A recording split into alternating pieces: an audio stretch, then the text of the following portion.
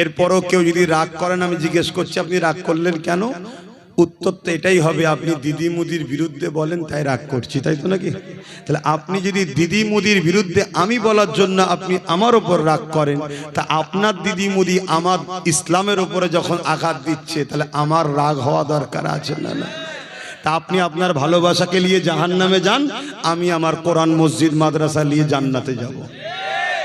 কথা মাথায় ক্লিয়ার? মুসলমান আর মোমেন মুসলমান আর মুনাফিক মুসলমান দুটো এক নয়, মনে থাকবে। তাহলে সেই জায়গায় আমি যদি বলি খবরদার দিদি মুদিকে ভোট দেবেন না, এটা বলা কি ভুল হবে? কেন? ওরা ইসলামের দুশ্মন, গরিবের দুশ্মন, মানুষের দুশ্মন, দেশের দুশ্মন। কথা বুঝে আসছে? হ্যাঁ। আপনারা জানেন কি জানি না, এই মাইকগুলো বন্ধ করে দাও। আপনি আর জানেন কি জানি না, এই ভাঙরকে এয়ারপোর্টের নামে লিভার প্ল্যান চলছে। একটা বদমাইশ এসে কি বললো, এনকেডি কোনা কি একটা কোম্পানিকে ভাঙর তুলে দেবে, যেমন ওই যে নিউ টাউনকে দিয়েছে হিটকোর হাতে, সব ভেঙে চুরে কবরস্থান তবরস্থান মসজিদ টসজিদ সব শেষ করে দিল না। নিউ টাউন একটা মসজিদ করতে চাইছে, করতে দিচ্ছে। আর কিন্তু দেখো অপরদিকে সরকার দায়িত্ব থেকে ক্ষমতার জোরে একটা ধর্মস্থান করছে। ঠিক আছে, তোমার ভালো লেগেছে তুমি করছো, তোমার আমাদের ট্যাক্সের পয়সা উচিত নয়, তারপরেও চলো ঝগড়া করবো না। কিন্তু আমি আমার পয়সায় আমার মসজিদ করব, তুমি করতে দিচ্ছ না কেন? না, মুসলমানদেরকে জায়গা দেওয়া হবে না, এটাই তো উদ্দেশ্য। এটা কি তোমার কাছে পছন্দ আমাদের? হ্যাঁ, তোমার কি এটা কাজ? তাহলে আজকে বলো, এই জায়গায় কালকে যদি দখল করে নেয়, 5 বছর আগে বাইনামা নিয়েছে জায়গা, কিন্তু 5 বছরে পাল্টে দিয়েছে ভাঙরের মানুষ। এমন একজনকে দিয়েছে, সে আবার সিদ্দিক আকবরের খুন, নবীর বংশের আওলাদ, তার সইটা নিতে পারছে না। এজন্য চাইছে ইন্টারন্যাশনাল ক্রিমিনালকে নিয়ে এসছে, যে তুই কমসে কম খুন টুন করে হোক, যাই হোক করে উদ্ধার কর, নাই আমাকে সব টাকা পয়সা আবার ফেরত দিতে হবে কোম্পানিতে ঘরে। শুনছেন তো? তাহলে আপনারা কি বাপ দাদুর কবর ছেড়ে দিয়ে চলে যাবেন? 1 লাখ কোটি টাকা দিয়ে হবে, ছাড়বেন না? তার লোভ করবেন না, লোভ করবেন না, লোভে পাপ, পাপে মৃত্যু। কথা মনে থাকবে তো? তা সেই জায়গায় মসজিদ মাদ্রাসা কবরস্থান, আমার অমুসলিম ভাই যারা আছে তাদেরও তো সব স্মৃতি আছে, তাদের সব শ্মশান, তারপর বিভিন্ন ধর্মস্থান আছে না? না, কিচ্ছু রাখবে না, সব ভেঙে শেষ করে ফেলবে, সেই প্ল্যান করছে। তাহলে এই জায়গায় দাঁড়িয়ে থেকে আমি যদি বলে দিই আমি কিছু ভুল করেছি, ওদের নজরে ভুল লাগতে হবে, কারণ দালালি খাওয়া বন্ধ হয়ে যাচ্ছে, দালালদের মাথা খারাপ। কিছু দালাল পীরজাদা বেরোয় ভোট হলে, কিছু দালাল মুফতি মৌলানা বেরোয় ভোট এলে, কিছু দালাল ইমাম বেরোয় ভোট হলে। এখন সব বাইট দিচ্ছে, কি দিচ্ছে? বিজেপিকে রুখতে গেলে দিদিকে দরকার। এই বাংলায় 2011 আগে বিজেপি ছিল, তাহলে আনলো কে? সে তো নিজে স্বীকার করছে, আনন্দবাজার পত্রিকায় বলেছে বিজেপিকে ফন্ডে এনে লড়বো, তার মানে বিরোধী হিসেবে বিজেপি থাকবে। তাহলে কি হবে? 40% মুসলমানকে শুধু বিজেপির ভয় দেখাবার, ফ্রিতে ভোট পেয়ে যাবো, এটা তো পলিসি। কিন্তু যে সাপ পুষেছিল মমতা বিজেপিকে, ওই ময়াল সাপ এখন মমতাকেই খাচ্ছে। কথা বুঝছেন না? বোঝেন না? হ্যাঁ, খেয়ে ফেলেছে। 25-30 হাজার করে সব নাম বাদ। কথা বুঝে আসছে না? মনে রাখবেন, আজকে কত আনন্দ করে বলছে ওই ভবানীপুরে নাকি 40,000 লোকের নাম বাদ। কত? 40,000। আর বাদ দিয়েছে যখন, তখন বলছে আমার বয়ে গেছে, 40,000 লোক মরবে, আমার বয়ে গেছে। বুঝছেন না? তাহলে আর এখন লাস্টে বলছে আমাকে নিয়ে আসো, আমি সব নাম তুলে দেবো। আরে তুমি থাকাকালীন ডিলিট হয়ে গেল, রুখতে পারলে না, আবার তুলবে কি করে? তুলতে যদি পারে, যে ভাঙরের মানুষকে বাঁচিয়ে তুলেছে সেই পারবে। কথা বুঝে আসছে? কেন? যত বড়ই নেতা হোক, সবার উপরে আব্বা হলো সুপ্রিম কোর্ট, সবার উপরের আব্বাকে সেখানে গিয়ে নওশাদ ঠুকে দিয়েছে। এর উপরে রাগ কেন বুঝছেন না? কিছু হলে ঠুকে দেয়, কেস, কিছু হলে কেস। আর কেস মানে কি? আজ নয় কাল, কাল নয় পরশু, পরশু নয় তরশু, ওর ফাইসাল্লা কিন্তু হবেই। আর বাকি সব জায়গাতে কি হবে? লোক ভুলে যাবে বা চুক্তিতে কিছু হয়ে যাবে। আর কেস কখনো তুমি কি ভাবছো তোমাদের এই জাহান্নামের কুকুরটা পার পেয়ে যাবে? একে কেমন ধরে দেখো না। অলরেডি ওই যে কয়েকজন ফেটে মরে গেল না, ওই গাড়ির ড্রাইভার সব বেরিয়ে গেছে। ওই অ্যাম্বুলেন্সের ড্রাইভার কে ফোন করেছিল, যে ফোন করেছিল তাকে কে ফোন করেছিল, ওদের হাতে বহুত আমার দেশের এনআইএ, আমার দেশের যারা অফিসার আছে, এই পুলিশ যারা আছে, এরা বিরাট বড় বড় অফিসার, সব পারে, চাপের মধ্যে রেখে দিয়েছে। কিন্তু পাল্লা যেই উল্টাবে তখন তার চাপ দিতে পারবে না, সব এসে ধরবে। চল চল। তাই বলবো ভাই, বাপ মা পরিবার বাচ্চাদের নিয়ে হাসি খুশিতে থাকেন, জুলুম করবেন না। আর আপনার উপরে জুলুম হলে ছেড়ে দেবেন না, কেন ইসলামে জুলুমের বিরুদ্ধে লড়াই করা হলো ফরজ। কথা বুঝে আছে? আল্লাহর হুকুম। তাহলে আমরা যে কাজে আছি, লড়ছি, আমরা মরলে শহীদ, বাঁচলে গাজী, আমাদের লস নেই। আসেন আল্লাহুম্মা আমিন। আয় আল্লাহ, গুনো के लिए, भाई गुनों के लिए, माँ गुनों के लिए, যা কিছু বলালেন বললাম, বলা করার মধ্যে ভুল ভ্রান্তি মাফ করে দিন আল্লাহ। রহমত করে মেহরবানি করে কিছু সব দেন, আমার নূর নবীদের সবখানা পৌঁছে দিন। হুজুর আব্বা জান, আম্মা জান, পরিবার, সাহাবা সাহাবিয়া, চার পিরানে পীর, চার ইমাম হুজুরদের উপরে সব পৌঁছে। আমাদের মুর্শিদ কিবলা মুজাদ্দিদুজ্জামান দাদা হুজুর উপরে সব পৌঁছে। দাদা হুজুরের পাঁচ কলিজার টুকরা খলিফা হুজুরদের এরিয়ে সব পৌঁছে দিন। तमाम नबीन सिद्दीकीन सुहादा सालिह আরবিল সবখানা পৌঁছে দিন। এই ভাঙরের জমিনে শুয়ে আছেন সুলতান আসগার আলী হুজুর পাকে সব পৌঁছে। আল্লাহ আমাদের প্রত্যেকের বাপ কুল, মা কুল, দাদু কুল, দাদি কুল, নানা কুল, নানি কুল, শ্বশুর শাওরি, মাই মুরব্বি কুল, যারা চলে গেছে জান্নাতি করে দিন আল্লাহ। যারা বেঁচে আছে নেক হায়াত দারাজ করুন আল্লাহ। দিদারে কাবা, দিদারে মদিনা শরীফ যাওয়ার তৌফিক দিন আল্লাহ। অভাব অনটন দূর করে দিন আল্লাহ। এই ভাঙরের মানুষের জান মাল ইমান ইজ্জতকে হিফাজত করেন।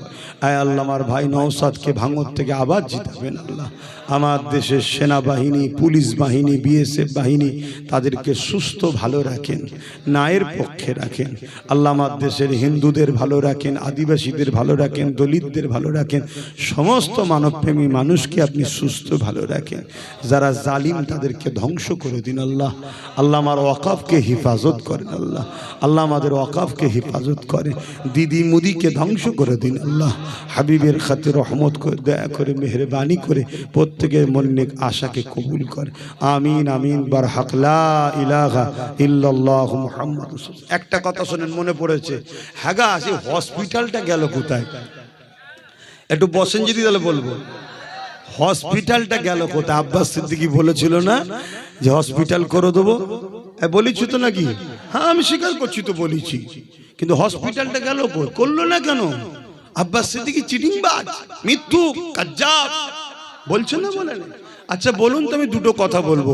আমার ভাই একটা সরকারি লোক, আমি কিন্তু সরকারি লোক নয়, আমার পেছনে কোটি লোক থাকতে পারে, কিন্তু আমি সরকারি পাওয়ার নেই।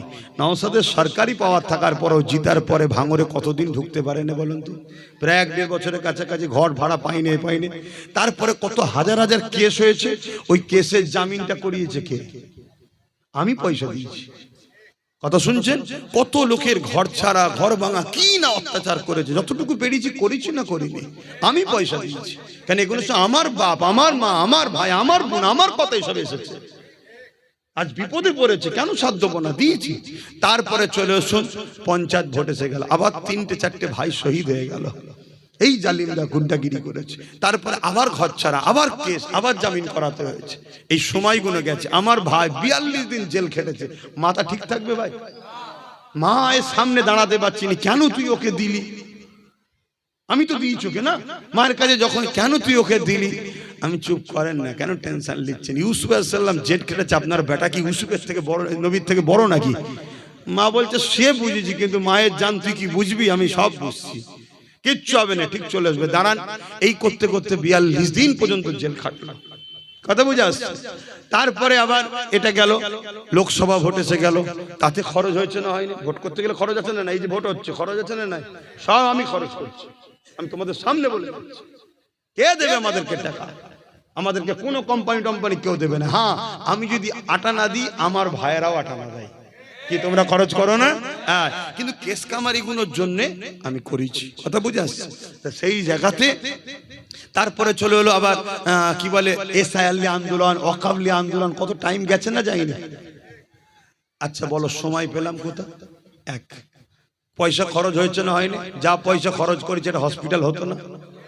আর একটা কথা, সেটা হলো এটাই, আমি রাহিনুরকে চেনো, আর ওইদিকে মিন্টু শিকারী, এরা আমার সংগঠন করতো আহলে সুন্নাতুল জামাত। আমি যেটা করি, রাহিনুর আমার ভাইয়ের সাথে ঢুকে গেছে, মিন্টু শিকারী সংগঠন করে।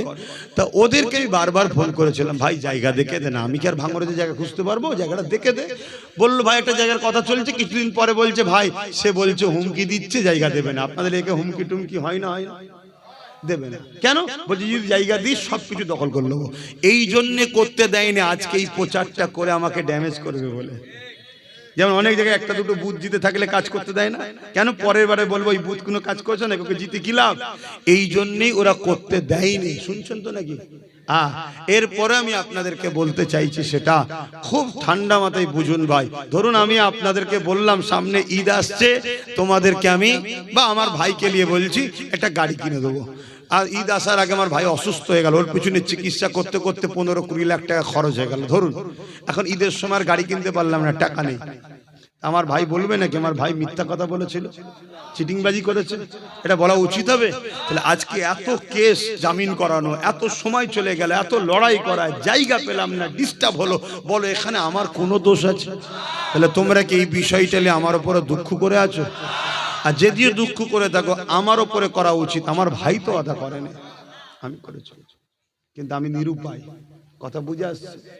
কিন্তু অপর দিকে প্রশ্ন করো, 10,000 মাদ্রাসা গেল কোথায়? মমতা করবে বলেছিল না? ফুরফুরার রেল গেল কোথায়? উন্নত মানের পর্যটন কেন্দ্র গেল কোথায়? ভাঙরে হিমঘর করে দেবে বললো, গেল কোথায়? 2014 বলেছিল ননবুড়ি হসপিটালকে সুপার স্পেশাল হসপিটাল করবো, বলেছে না বলেন? আব্বারা সাক্ষী দেন। সেই সুপার স্পেশাল হসপিটাল মমতা করলো না কেন? বার বার বার বার বলেছে। এবারে এসে আবার কি বললো? ইসলামিয়া নতুন করে আবার বলছে লেবে, লেবে লাইনে লেবে, তার মানে কি? মুসলমানদের ঘরে একটু টোপ দে, কি ইসলামিয়া মিয়া, ইসলাম মিয়া। ওই এতদিন হয়নি, চিন্তা করিসনি, এবারে মিয়া লিয়েছে, তোদের হসপিটাল হয়ে যাবে, মানে ঢপ দিচ্ছে। কথা মাথায় ঢুকছে? তাহলে আমি সরকারে আছি, তারপরও এত প্রেসার দিয়ে চাপ দিয়ে যে করতেন, আপনি তো সরকারে আছেন, আপনার তো এমপি, আপনার তো প্রধান, আপনার তো সমিতি, আপনার তো জেলা, সব তো আপনার। একটা এমএলএর টাকা কত? 3.5 কোটি। কত? 3.5 কোটি। এমএলএর কাজ কি? এমএলএর কাজ এলাকার সমস্ত লোকাল সমস্যার কথা নিজে লড়াই করা। কথা বুঝে আসছে? যা কিছু কথা তুলেছে 3.5 কোটি থেকে সে এলাকায় কাজ করবে। 3.5 কোটি টাকাটা এমএলএ পায়, তার থেকে বেশি পায় পঞ্চায়েত। পঞ্চায়েত কি পায়? পঞ্চায়েত পার বছরে পায় 5 কোটি থেকে 10 কোটি টাকা। কথা বুঝে আসছে? তাহলে 5 বছরে 25 কোটি টাকা। 15 বছর তো আপনাদের পঞ্চায়েত রয়েছে, তাহলে 15 বছরে 25 করে ধরলে 75 কোটি টাকা এই পঞ্চায়েতে কাজ হচ্ছে। সেইটা গেল কোথায়? কথা কিছু মাথায় ঢুকছে? কিন্তু মনে রাখবেন, প্রথম 1 পা দিয়ে শুরু হয়, তারপরে 2 পা, তারপরে ছোটা। অতএব প্রথমবারে 1 পা একজন, এবারে একাধিক হবে, এর পরের বারে ইনশাআল্লাহ আমরা ক্ষমতায় আসব। আসসালামু আলাইকুম। আস্তে আস্তে যান, মুসাফা করবেন না, নামাজ পড়েন।